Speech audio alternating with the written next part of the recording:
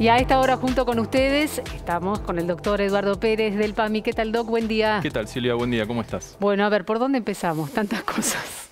Empezamos por el sistema. ¿Cómo está el sistema ante la pandemia y ante la situación hospitalaria y de las clínicas? Bueno, el sistema continúa en una crisis profunda, en una tensión muy importante. Ayer nuestro hospital más importante acá en la ciudad de Buenos Aires, el Hospital César Milstein, estaba con una ocupación de terapia intensiva del 90%, con lo cual, una vez más, ¿no?, insistir en que el sistema está en tensión, el sistema está saturado, no está aún colapsado, y es esencial, fundamental, que frenemos la curva de contagios para evitar, ¿sí?, que esto termine de saturarse y tengamos que lamentar, bueno, situaciones que estamos trabajando muy duro para que no ocurran. Doc, a ver qué pasa. ¿Se está cumpliendo esto de postergar toda cirugía que no sea, digamos, urgente en el ámbito de los centros del PAMI para atender la pandemia? Exactamente, sí, sí, sí. Lo digo esto porque en redes sociales, bueno, hubo muchos casos de personas que, entre otras, bueno, algunos muy conocidos, reconocidas actrices, que manifestaban que sus padres o familiares tenían fecha, bueno, el caso de Florencia Peña, vamos a decirlo, tenía una fecha para una operación que se estaba postergando con el tiempo, por el tema de la pandemia, bueno, finalmente pudo ser intervenida. Pero el resto de las operaciones que no son sumamente urgentes siguen postergadas. Exactamente, sí, sí. La situación en los efectores del PAMI y en realidad en todo el resto de los efectores, tanto públicos como privados, del AMBA en su mayoría, lo que están haciendo es priorizar la ocupación de camas para coronavirus, para enfermedad respiratoria aguda, y postergando el resto de las cirugías. En el caso de las cirugías de urgencia, ¿sí?, esto se sigue haciendo, lo mismo que la atención de todas esas enfermedades que ocurren de manera aguda, infartos, accidentes de tránsito, todo eso se sigue atendiendo en las guardias con todos los cuidados, pero sin duda alguna lo programado que no sea urgente se ha postergado para darle atención a esta segunda ola de la pandemia. Doc, ante esta situación de colapso sanitario general, ¿no?, así fue definido por las autoridades sanitarias, un adulto mayor está en su casa, comienza con síntomas. A ver, ¿hasta cuándo se queda en su casa? ¿Cómo se define cuándo es trasladado a un centro asistencial? Bueno,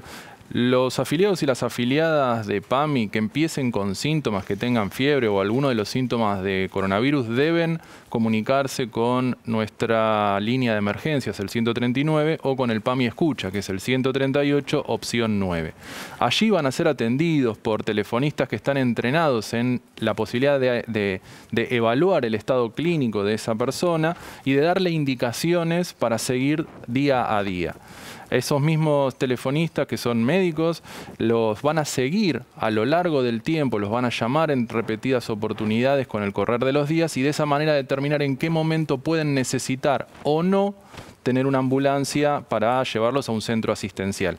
La intención es que los afiliados y las afiliadas que tengan síntomas leves, acompañados por nuestros telemédicos, que nosotros le decimos habitualmente, puedan estar en sus casas, quedarse en sus casas, y de esta manera cuidados, pero sin ocupar ese lugar que quizás necesita una persona que está más grave en una clínica, sanatorio o un hospital. Doc, ¿cuál es la situación del oxígeno para los adultos mayores, en tanto que, bueno, se ha triplicado la demanda y a nivel general está difícil garantizarlo? Exactamente. La situación del oxígeno es similar al de los otros elementos del componente del sistema de salud. Cuando nosotros hablamos de colapso del sistema de salud, no solamente hablamos de camas de terapia intensiva, hablamos de ambulancias, hablamos de línea de teléfono, hablamos de oxígeno, hablamos de distintos medicamentos, como hace poco firmamos con el Ministerio de Salud de la Nación y los laboratorios de producción un límite de precios, o sea, un techo de precios de algunas drogas que han elevado su precio de manera exorbitante durante el último año.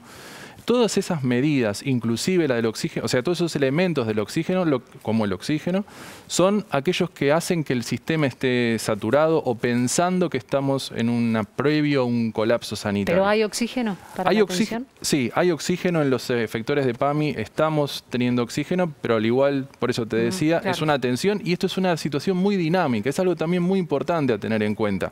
El dinamismo de la situación es que no hay más oxígeno, hay oxígeno, pero lo que antes se distribuía, por ejemplo, una vez al día en un camión, ahora ese camión tiene que hacer 5 viajes para proveer el oxígeno necesario. Entonces el problema no es solamente la producción, sino la logística y la distribución de ese elemento tan utilizado en esta pandemia como es el oxígeno. Por último, esta semana comenzó la preinscripción para la vacuna antigripal de los adultos mayores. ¿Cómo viene? A ver, yo le tengo que decir, Bien. estaba difícil acceder el lunes a la página del PAMI para preinscribirse, el formulario estaba difícil que bajara.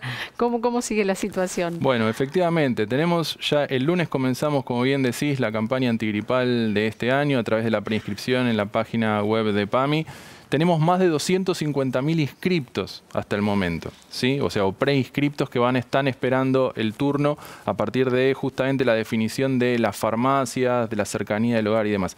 La verdad es que la dificultad en el ingreso lo que habló es que muchas personas al mismo tiempo quisieron ¿Llegó a colapsar la preinscribirse. página o no? No. No llegó a colapsar. No, pero por supuesto la lentitud en las conexiones y en la página en particular tiene que ver con el altísimo flujo que se produjo en cuestión de horas. Hay que insistir entonces, si no descarga el formulario para preinscribirse hay que insistir. Hay que insistir y el formulario está disponible, la página no ha colapsado y la verdad es que creemos que es una medida que justamente va a ordenar un poco la vacunación antigripal que repitamos e insistimos en que es posterior a la vacunación contra el coronavirus. Primero hay que priorizar el turno para vacunarse contra el COVID-19 y 14 días después vacunarse contra la gripe, ya que hasta el momento la información que tenemos es que el virus de la influenza, el virus que produce la gripe, no está circulando, ¿sí? O sea, no tenemos circulación porque justamente las medidas con las cuales nos protegemos del COVID son las mismas que utilizaríamos para protegernos de la influenza. Doc, por último, y sí muy cortito, entonces, las personas,